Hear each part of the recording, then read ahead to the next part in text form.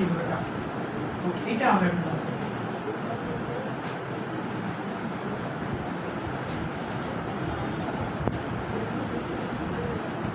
তো এইখানে আগে লেখো লগ্ন, এই শব্দটা লগ্ন। আমরা এটা বলতে পারি যে এই প্রত্যয়, বিভক্তি, নির্দেশক, হ্যাঁ, বরং এই যে ব্যাপারগুলো আছে যেগুলো শব্দের পরে যুক্ত হয়, যাদের নিজস্ব কোনো অর্থ নেই, এইগুলা সমন্বিত হয়, ওগুলার একটা সমন্বিত নাম হচ্ছে লগ্ন। ঠিক আছে? এরা হচ্ছে একটা অব্যয়সূচক শব্দ, এক ধরনের অব্যয়সূচক। অব্যয় মানে কি? যার কোনো ব্যয় নেই, কোনো অর্থই নেই। ঠিক আছে? এরা এক ধরনের অব্যয়সূচক শব্দ। এরা কি করে? অন্য শব্দের পরে বসে নতুন অর্থপূর্ণ শব্দ গ্রহণ করে। এই ধরনের শব্দগুলোকে বলা হচ্ছে লগ্ন। তো আমরা কি লিখবো দেখো, যে সকল অব্যয়সূচক শব্দের আচ্ছা নিজস্ব অর্থ নেই, দেখো নিজস্ব অর্থ নেই কিন্তু অন্য শব্দের, হ্যাঁ, সঙ্গে যুক্ত হয়। এই সঙ্গে এখানে তোমরা পরে ব্র্যাকেটে পরে লিখতে পারো, পরে লিখে ব্র্যাকেট লিখতে পারো। যুক্ত হয় নতুন অর্থবোধক শব্দ গঠন করে, শব্দ গঠন করে সেটি লগ্ন। এখানে একটা মাথা রাখতে হবে, এটা যদিও আমরা সাজায় লিখলাম, এত বড় করে লিখলাম, কিন্তু এক কথাই হচ্ছে, সহজ কথা কিন্তু লগ্ন হচ্ছে অর্থহীন, মানে অর্থহীন অব্যয়সূচক শব্দ, যেটা নিজস্ব কোনো অর্থ নেই কিন্তু অনুসরণ করে। তো এখন এই লগ্ন ভদ্রলোক আছে কয়জন, মানে এরা কয় প্রকার? লগ্ন মনে করো একটা পিতা, তার 4টা সন্তান, হ্যাঁ, 4 সন্তান জমি জায়গা ভাগ করে দেওয়ার সময় 4 রকম করতে হবে, কে কতটুকু পাচ্ছে। তো আমরা এখন দেখবো লগ্ন কয় প্রকার। এরকম লগ্ন হচ্ছে 4, মানে 4টা। প্রথমটা হচ্ছে বিভক্তি, 2 নম্বরটা হচ্ছে বচন, 3 নম্বরটা লেখা হচ্ছে নির্দেশক, 4 নম্বরটা হচ্ছে বলক। এই বলক থেকে একটা প্রশ্ন কিন্তু এবার বিশেষ পরীক্ষা, 49 বিশেষ পরীক্ষা আসলো, বিশেষ ঠিক আছে? তো আমি এটা বুঝাই দিচ্ছি, সমস্যা নেই। লগ্ন হচ্ছে কত প্রকার? 4 প্রকার। এখন ব্যাপারটা দেখো, বিভক্তি কাকে বলে এটা আমরা আগে পড়ে আসছি, কাল প্রশ্ন করলাম না, কাকে বলে? এটাও এক ধরনের অর্থহীন শব্দ, তাদের নিজস্ব কোনো অর্থ নাই, কিন্তু অন্য শব্দের বাক্যে ব্যবহৃত হয়, শব্দের পরে ব্যবহৃত হয়, বাক্যে ব্যবহৃত হয়, বাক্যের অর্থপূর্ণ করতে সহায়তা করে। বচন সংখ্যার ধারণা বোঝায়, একটা না বেশি আছে, 2টা বা তার বেশি আছে, কতগুলো আছে সেই সংখ্যার ধারণা বোঝায়। নির্দেশক নির্দিষ্ট করে বোঝাবে, ঠিক আছে? নির্দিষ্ট অথবা অনির্দিষ্ট, এই কলমটি আমার নির্দিষ্ট করে বোঝাচ্ছে, হ্যাঁ। তারপর ধরো যে 10 টাকা দাও, ঠিক আছে, কোয়াটার দুধ দাও। নির্দেশকের ক্ষেত্রে একটু ব্যাপার আছে, একটা নির্দেশক আছে যেটা হচ্ছে বোটাম, যদিও এইটা আমাদের এই আলোচনার মধ্যে নাই, এইটা শব্দের আগে বসে, বাকি শব্দের পরে বসে, ওকে। এরপরে বলক, এইটা মাথায় রাখো, বলক এইটা হচ্ছে জোর দেওয়া অর্থে বোঝাবে। কি অর্থে? জোর দেওয়া অর্থে। লিখে আমরা জোর দেওয়া অর্থে বোঝাবে, দেওয়া অর্থে বোঝাবে। যদি বোঝায় তাহলে সেটা হচ্ছে বলক। 49 BCS যে প্রশ্নটা আসছিল, আমার মানে সরাসরি মনে নাই, তবে এরকম মনে ছিল যে কালকে থেকেই পড়াশোনা শুরু করে। বাক্যটা ঠিক এরকম, মানে কাছাকাছি আর কি। এই বাক্যের এরকম আন্ডারে আছে যে এই বাক্যের থেকে শব্দের ই যে আছে, ই আসলে কি, এর পরিচয় কি, এটার পরিচয়। তো দেখো এইখানে ওখানে বচন ছিল, প্রত্যয় ছিল, বিভক্তি ছিল, আবার বলক ছিল, হ্যাঁ। ম্যাক্সিমাম স্টুডেন্ট কিন্তু এখানে কি করছে?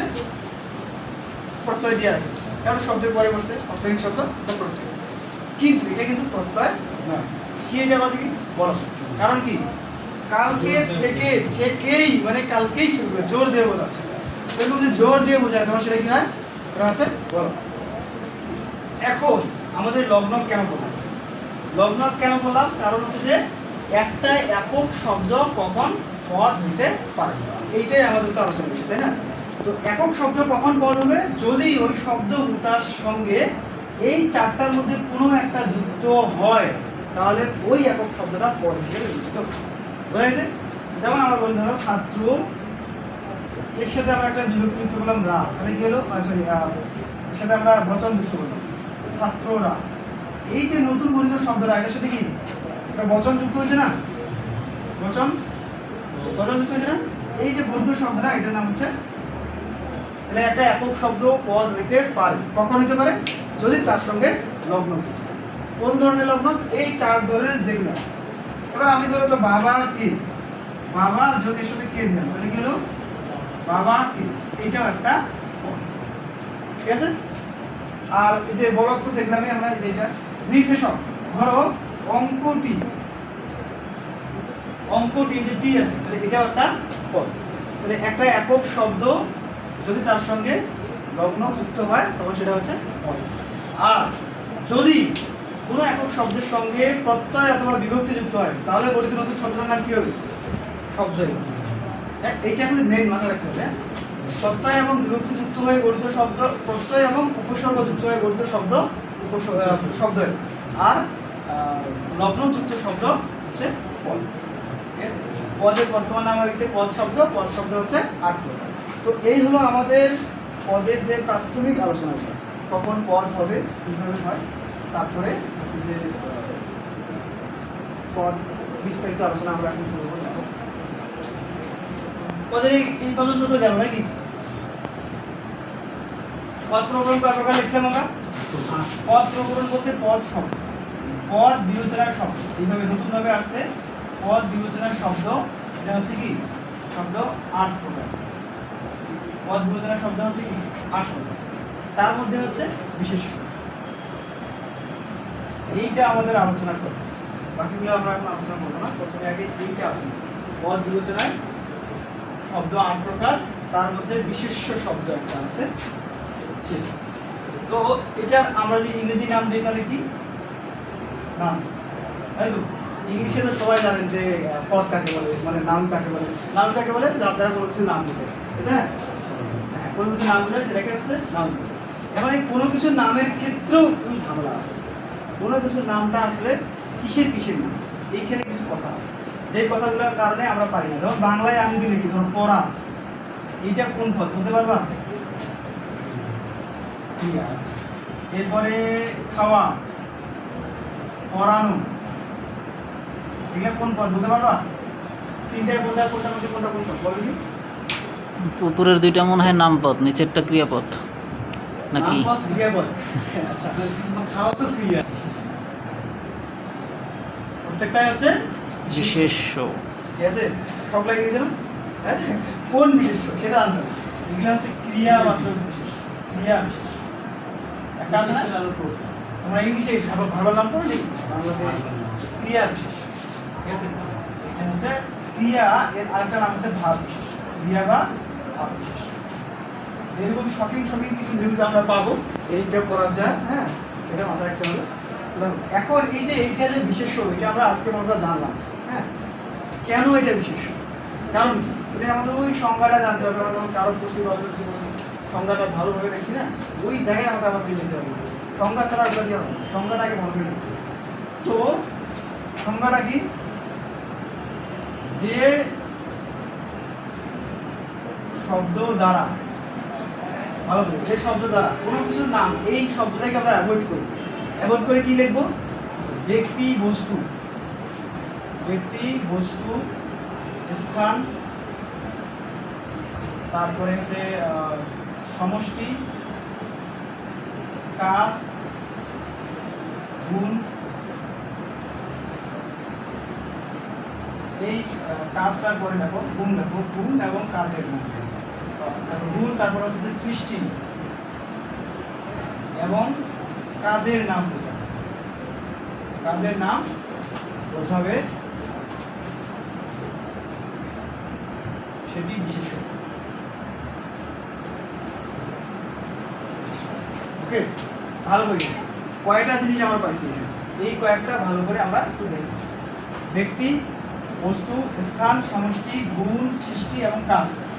1 2 3 4 5 6 7, 7টা জিনিস। এই 7টা জিনিসের নাম যদি বোঝায় তাহলে সেটা নাউন হয়, মানে বিশেষ্য পদ হয়। কারণ কোন বিশেষ্য সেটা আমরা পরে প্রকার দিয়ে যাবো। আপাতত এই 7টা জিনিস বুঝাইলে তখন সেটাকে আমরা বলবো বিশেষ্য।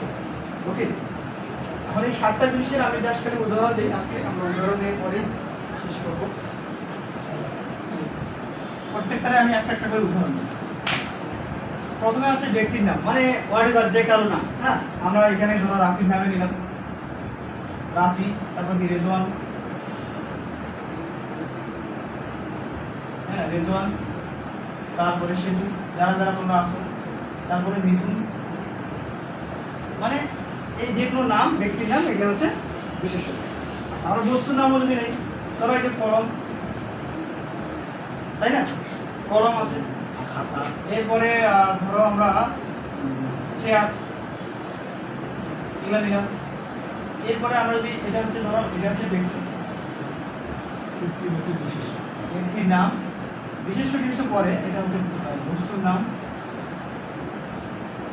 আচ্ছা, এরপরে স্থানের নাম, ধরো ঢাকা, হিমালয়, নাকি স্থানের নাম গেল। এরপরে ধরো সমষ্টি, সমষ্টি হচ্ছে কি দল, যেখানে একটা শব্দ দিয়ে একের অধিক ব্যক্তি বা বস্তুর অবস্থান বোঝায়। হ্যাঁ, এরকম শব্দটাকে বলা হচ্ছে সমষ্টিবাচক নাম, বিশেষ্য। তো এইরকম শব্দগুলো কি কি আছে? তো আমরা এখানে বললাম দল, তারপর কমিটি, সভা, শ্রেণী, শ্রেণী, এই যে শব্দগুলো, এগুলো হচ্ছে সমষ্টিবাচক। আচ্ছা, গেল সমষ্টিবাচক। এরপর গুণবাচক, এইখানে আসো, এইটা আমাদের কি ভালো হবে। গুণবাচক মানে এখানে গুণের নাম, গুণটা নয় কিন্তু গুণের নাম বুঝবে। নাউন মানে হচ্ছে নাম, তাই না, বিশেষ্য মানে হচ্ছে নাম। আর গুণ যদি বোঝায় তখন সেটা বিশেষণ হবে।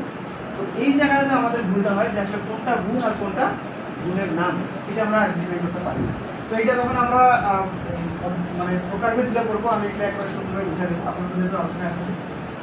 তো দেখো সৌন্দর্য, আমরা যদি প্রাথমিক আলোচনায় আছি এই জন্য এখানে সৌন্দর্য, ধরো দায়িত্ব, দায়িত্ব, এগুলো দেখে মনে হচ্ছে বিশেষণ, হ্যাঁ গুণ, কিন্তু এগুলো গুণ নয়, এগুলো হচ্ছে গুণের নাম, ঠিক আছে। আচ্ছা, তারপরে কি সুখ, দুঃখ। তারপর আমি একটা বাক্য লিখলাম যে সে সুখ, সে সুখী, সুখ, বাক্যটা হইল হ্যাঁ, যদি আমি সুখী নেই তাহলে বাক্যটা হবে, তার তার সম্পর্কে বলতেছে, তাই না। তার মানে এই যে সুখীটা হচ্ছে বিশেষণ, কিন্তু সুখটা বিশেষ, হ্যাপিনেস কোন বিশেষ্য, গুণবাচক বিশেষ্য। আচ্ছা, এরকম আমরা এগুলো ব্যাখ্যা করবো যখন বলবো তখন আমরা দেখবো তাহলে এগুলো হচ্ছে, এগুলো কি গুণবাচক, গুণবাচক বিশেষ্য। আচ্ছা, এরপরে কাজের নাম, এইখানে আরেকটা ব্যাপার আছে। কাজটা যদি হয় তাহলে সেটা হচ্ছে ক্রিয়া হয়ে যাবে, মানে ভার্ব ইংলিশে যেটা আছে। কিন্তু কাজের নাম যদি বোঝায় তাহলে সেটা হচ্ছে নাম, বিশেষ্য।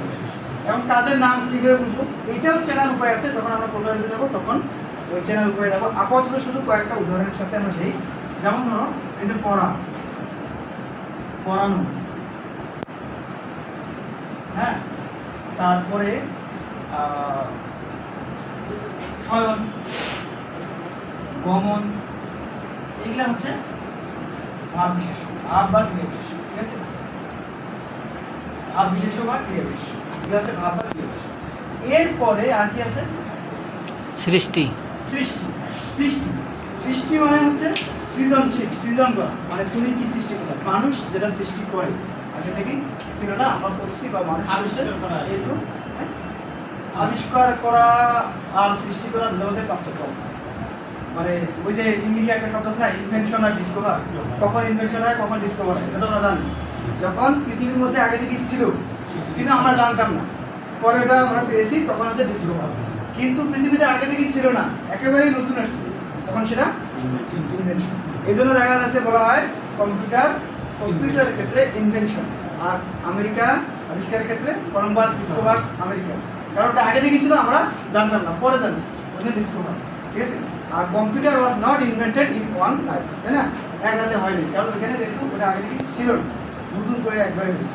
তো সৃষ্টি করাটা এইটা আগে থেকে নাই, এটা সৃষ্টি করেছে। দেখুন তার মানে যে কোনো ব্যক্তি তার মেধা, শ্রম এবং প্রতিভাকে কাজে লাগিয়ে যেটা আমাদের সামনে দৃশ্যমান নিয়ে আসছে, সেটাই হচ্ছে সৃষ্টি। তো সেটা কি কি হতে পারে?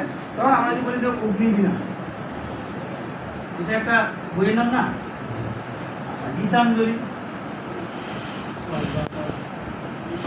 গীতাঞ্জলি, তাই না? আচ্ছা, আমরা যদি বলি যে ভাস্কর্য, তাই না? তারপর আমরা যদি বলি হচ্ছে যে কি বলে, ধরো প্রথম আলো, একটা পত্রিকার নাম না? এটা তো সৃষ্টি, তাই না? তো এইগুলা হচ্ছে সৃষ্টি, সৃষ্টি, এটা হচ্ছে সৃষ্টি।